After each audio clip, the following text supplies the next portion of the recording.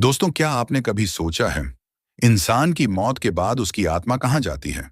क्या आत्मा तुरंत किसी नए शरीर में जन्म ले लेती है या फिर कुछ समय तक हमारे आसपास भटकती रहती है? और क्या सचमुच यमराज आते हैं आत्मा को ले जाने? आज हम जानेंगे मृत्यु और आत्मा का वो रहस्य जिसे जानकर आपके रोंगटे खड़े हो जाएंगे। हजारों साल से इंसान के मन में ये सवाल है, मृत्यु के बाद क्या होता है? विज्ञान ने शरीर को समझ लिया, लेकिन आत्मा का रहस्य आज भी अनसुलझा है। धर्म, शास्त्र और आध्यात्मिक ग्रंथ बताते हैं कि आत्मा कभी नहीं मरती। शरीर सिर्फ एक कपड़ा है जिसे हम पहनते और उतारते रहते हैं। जैसा कि श्रीमद् भगवद गीता में भगवान कृष्ण ने कहा है, न जायते म्रियते व कदाचित, नायम भूत्वा भविता व न भूयः, अजो नित्य शाश्वतोयम पुराणो, न हन्यते हन्यमाने शरीरे।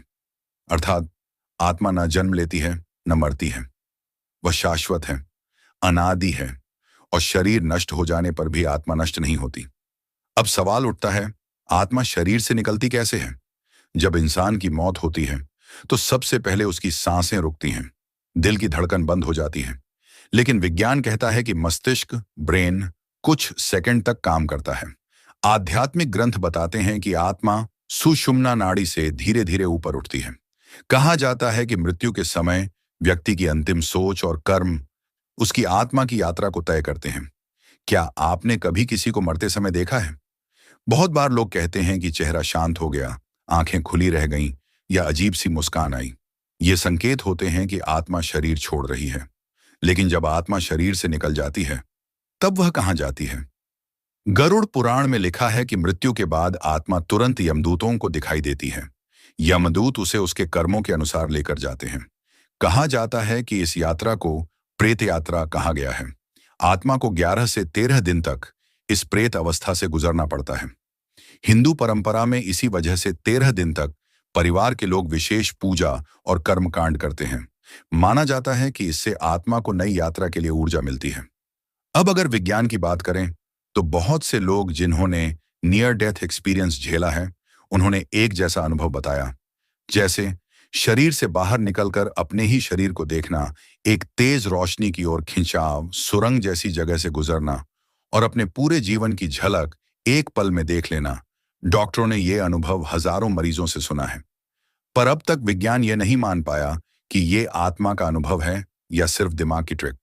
लेकिन सवाल अभी भी वही है, जब शरीर मर जाता है तो मैं कौन हूं?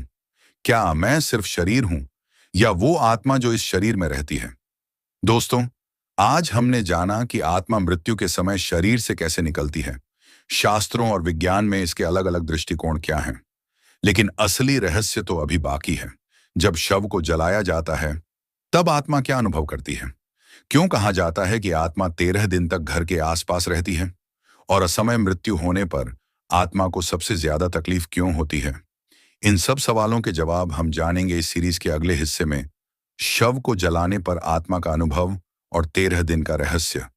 अगर आपको आत्मा का ये रहस्य जानकर सोचने पर मजबूर होना पड़ा है, तो इस वीडियो को अभी शेयर कीजिए और कमेंट में लिखिए, क्या आप आत्मा पर विश्वास करते हैं? आपके जवाब अगले वीडियो का विषय तय कर सकते हैं। चैनल को सब्सक्राइब कीजिए, क्योंकि आगे आने वाले एपिसोड में हम और गहरे राज खोलेंगे। दोस्तों, पिछले हिस्से में हमने देखा कि मृत्यु के समय आत्मा शरीर से कैसे निकलती है, और अब असली सवाल यही है, जब शव को जलाया जाता है, तब आत्मा क्या अनुभव करती है? क्या आत्मा को उस दर्द का एहसास होता है? और क्यों कहा जाता है कि मृत्यु के बाद आत्मा 13 दिन तक घर के आसपास रहती है? आइए इस रहस्य को गहराई से समझते हैं। हिंदू धर्म में शव को जलाने की परंपरा है। अग्नि को पवित्र माना जाता है, जो आत्मा और शरीर का बंधन तोड़ देती है। गरुड़ पुराण में लिखा है कि जब शरीर को जलाया जाता है तो आत्मा पास खड़ी होकर इस प्रक्रिया को देखती है। वह अपने ही शरीर को आग की लपटों में जलते हुए देखती है। यह दृश्य आत्मा के लिए बहुत पीड़ादायक होता है, क्योंकि अचानक एहसास होता है कि अब मेरा यह शरीर नहीं रहा। यही कारण है कि हिंदू धर्म में कहा गया है कि अंतिम संस्कार के समय परिजन रोए नहीं, बल्कि प्रार्थना करें, क्योंकि रोने से आत्मा को मोह और भी बढ़ जाता है। अब सवाल है, क्यों कहा जाता है कि आत्मा 13 दिन तक घर के आसपास रहती है? इसका जवाब भी गरुड़ पुराण और उपनिषदों में मिलता है। मृत्यु के बाद आत्मा को प्रेत शरीर मिलता है, यानी एक सूक्ष्म शरीर। इस अवस्था को प्रेत अवस्था कहते हैं। 13 दिनों तक आत्मा धीरे धीरे अपनी यात्रा तय करती है। हर दिन वह अपने पिछले जीवन से अलग होने की प्रक्रिया से गुजरती है। पहले 3 दिन आत्मा अपने घर के पास रहती है, अपने परिवार को देखती है। अगले 10 दिन आत्मा अलग अलग लोकों से गुजरती है। इसीलिए 13 दिन तक पिंडदान और श्राद्ध की परंपरा रखी गई है, ताकि आत्मा को ऊर्जा मिले और वह शांति से आगे जा सके। जरा सोचिए, एक आत्मा अपने परिवार को रोते बिलखते देख रही है, अपना शरीर जलते हुए देख रही है, लेकिन कुछ कर नहीं पा रही। वह चाहकर भी अपने प्रियजनों से बात नहीं कर सकती। यही आत्मा के लिए सबसे बड़ी पीड़ा होती है। इसीलिए कहा गया है कि अंतिम संस्कार में रोना चिल्लाना नहीं चाहिए, बल्कि आत्मा की शांति के लिए प्रार्थना करनी चाहिए। लेकिन दोस्तों, अगर मृत्यु असमय हो, जैसे दुर्घटना, आत्महत्या या हत्या, तो आत्मा को बहुत ज्यादा तकलीफ होती है, क्योंकि तब आत्मा अचानक अपने शरीर से अलग हो जाती है। उसे यह स्वीकार करने में समय लगता है कि उसका शरीर अब नहीं है। ऐसी आत्माएं अक्सर भटकती हैं और परिवार से जुड़ी रहती हैं।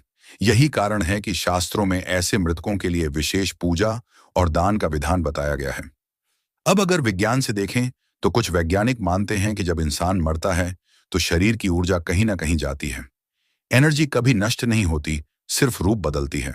कई वैज्ञानिक नियर डेथ एक्सपीरियंसेस को ब्रेन की केमिकल प्रतिक्रिया कहते हैं। लेकिन कई शोधकर्ता मानते हैं कि आत्मा सचमुच अपने शरीर से अलग हो जाती है और आसपास बनी रहती है।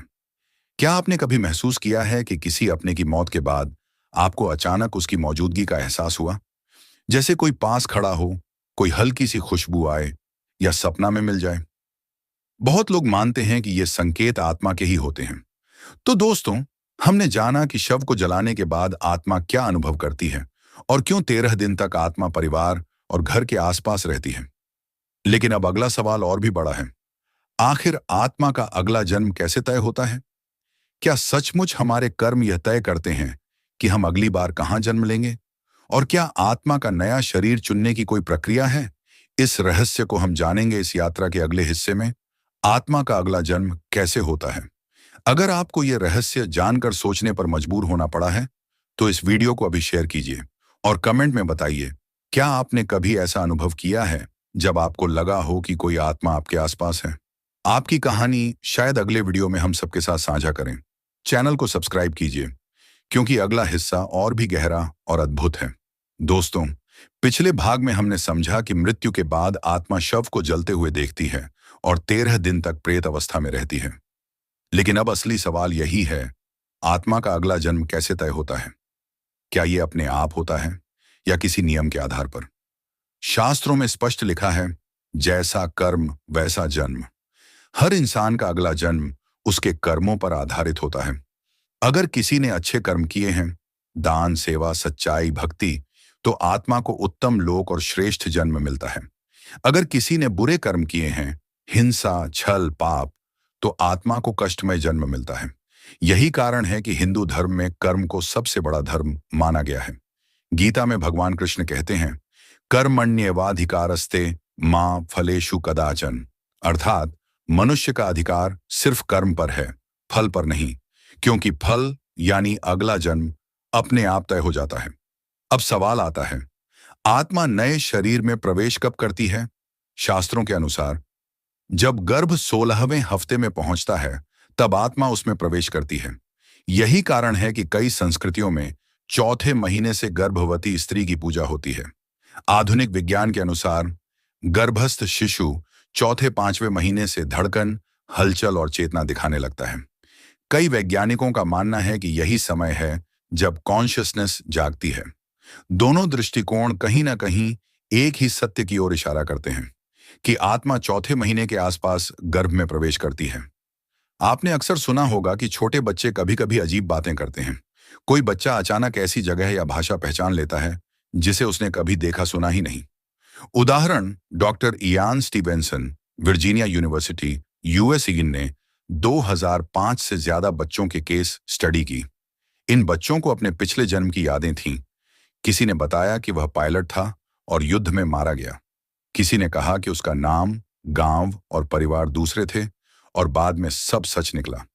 ऐसे मामलों से यह स्पष्ट होता है कि आत्मा सिर्फ शरीर बदलती है, चेतना और संस्कार साथ लेकर आती है। गरुड़ पुराण और उपनिषद कहते हैं कि आत्मा मृत्यु के बाद यमलोक में जाती है। वहां उसके कर्मों का हिसाब होता है। इसके आधार पर अगला जन्म तय होता है। सत्कर्म करने वाले देव योनि, श्रेष्ठ मानव जन्म, सुखद परिवार। पाप कर्म करने वाले नीच योनि, कष्टमय जीवन, गरीबी, रोग। अधूरी इच्छाओं वाले पुनः वही परिस्थितियां मिलती हैं जिनसे इच्छा पूरी हो। यही कारण है कि कहा जाता है, जैसा बोओगे वैसा काटोगे। शास्त्र बताते हैं कि 14 लोक हैं। ऊपर के 7 लोक स्वर्ग, तपलोक, सत्यलोक आदि। नीचे के 7 लोक पाताल आदि। आत्मा का अगला जन्म इन्हीं लोकों में से किसी में हो सकता है, लेकिन मानव जन्म को सबसे श्रेष्ठ कहा गया है, क्योंकि सिर्फ इंसान ही अपने कर्मों से मोक्ष प्राप्त कर सकता है। आत्मा अगले जन्म में सिर्फ शरीर ही नहीं चुनती, बल्कि अपने संस्कार भी साथ लाती है। इसीलिए कुछ बच्चे पैदा होते ही संगीत, गणित या किसी कला में अद्भुत प्रतिभा दिखाते हैं। ये पिछले जन्म के अधूरे संस्कार होते हैं। इसी तरह कुछ बच्चों को बिना वजह किसी चीज से डर लगता है, जैसे पानी से, ऊंचाई से या आग से। ये भी पिछले जन्म के अनुभवों का असर होता है। भारत ही नहीं, दुनिया भर में ऐसे हजारों केस हैं जहां लोगों को अपने पिछले जन्म की झलक मिली है। अमेरिका में एक बच्चे ने बताया कि वह द्वितीय विश्व युद्ध में पायलट था और उसका विमान गिर गया था। बाद में उसकी बातें ऐतिहासिक रिकॉर्ड से मिल गईं। भारत में एक लड़की ने अपने पिछले जन्म के गांव, पति और परिवार की पहचान की और सब सच निकला। ये घटनाएं बताती हैं कि आत्मा सचमुच नए शरीर में जन्म लेती है और स्मृति का अंश भी साथ लाती है। तो दोस्तों, हमने जाना कि आत्मा का अगला जन्म कैसे तय होता है। कर्म, इच्छाएं और संस्कार इसमें मुख्य भूमिका निभाते हैं। लेकिन अभी एक और रहस्य बाकी है। क्या आत्मा को इस पूरे सफर में तकलीफा भी होती है? अगर हाँ, तो आत्मा सबसे ज्यादा पीड़ा कब झेलती है? और क्यों कई आत्माएं जन्म न लेकर भटकती रहती हैं? इन सवालों के जवाब हमें मिलेंगे अगले हिस्से में।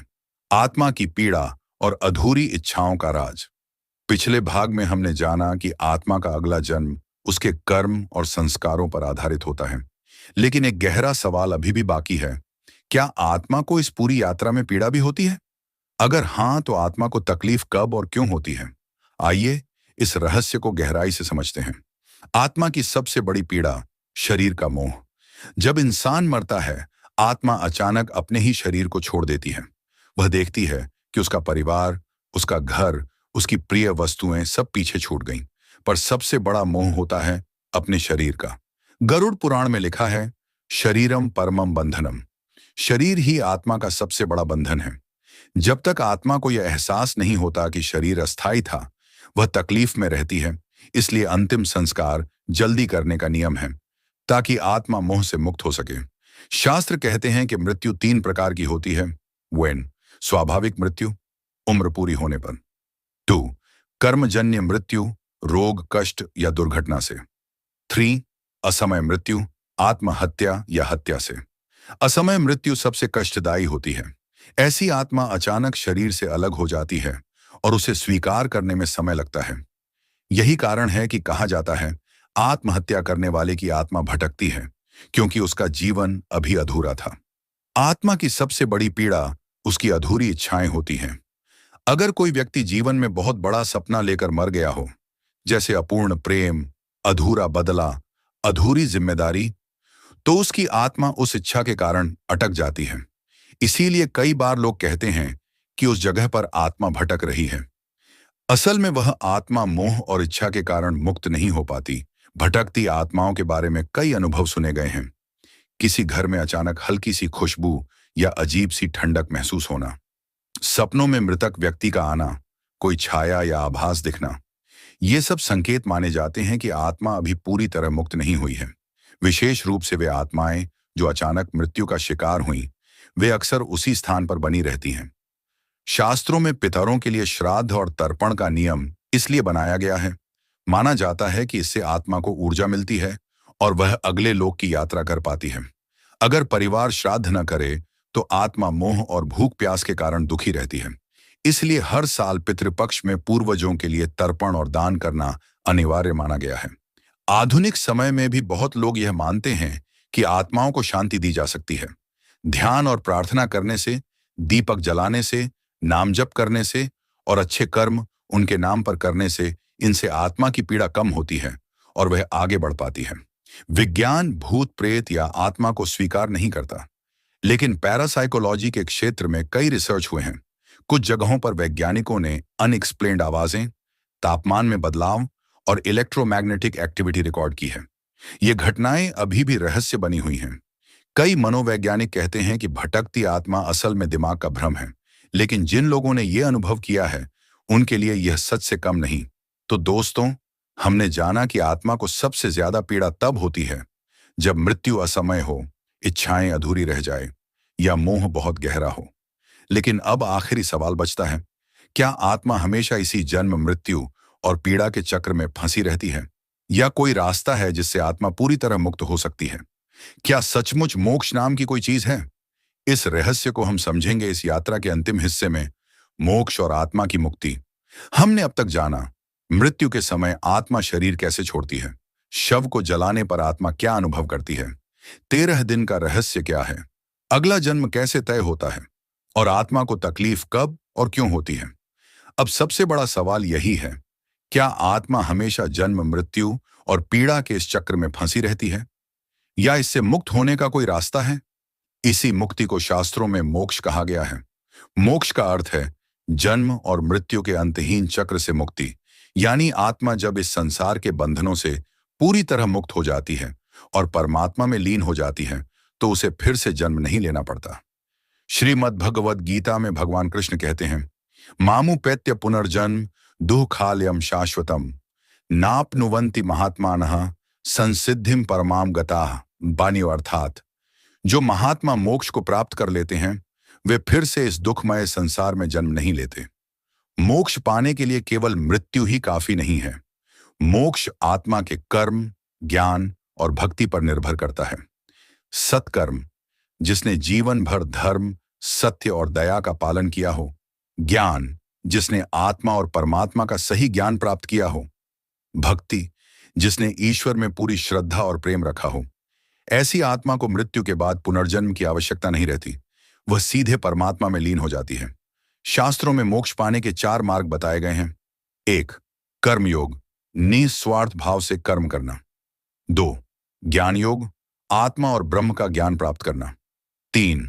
भक्ति योग, भक्ति और सरेंडर द्वारा परमात्मा तक पहुंचना। 4. ध्यान योग, साधना और ध्यान से आत्म साक्षात्कार करना। इन चारों मार्गों में सबसे आसान और श्रेष्ठ मार्ग माना गया है भक्ति योग, क्योंकि प्रेम और भक्ति से परमात्मा तक पहुंचना सहज है। मोक्ष और कर्म का संतुलन, कर्म ही आत्मा के बंधन और मोक्ष का कारण बनते हैं। अगर कर्म अधूरे रह गए तो आत्मा को जन्म लेना ही पड़ेगा। अगर कर्म पूरे हुए और आत्मा ने आत्मज्ञान पा लिया तो वह मुक्त हो सकती है। यही कारण है कि संत कहते हैं, मोक्ष पाने के लिए जीवन को ही साधना बना लो। मोक्ष का अनुभव कैसा होता है? वेदों में लिखा है कि जब आत्मा मोक्ष प्राप्त करती है तो वह अनंत शांति और आनंद का अनुभव करती है। न वहां दुख है, न भय है, न मृत्यु है। वह आत्मा पूर्णतः ब्रह्म में लीन हो जाती है, जैसे पानी की बूंद सागर में मिलकर सागर ही बन जाती है। आध्यात्मिक गुरुओं ने इसे परमानंद कहा है, एक ऐसी अवस्था जहां आत्मा शुद्ध प्रकाश और ऊर्जा बन जाती है। विज्ञान मोक्ष को सीधे स्वीकार नहीं करता, लेकिन क्वांटम फिजिक्स कहती है कि एनर्जी कभी नष्ट नहीं होती, वह सिर्फ अपना रूप बदलती है।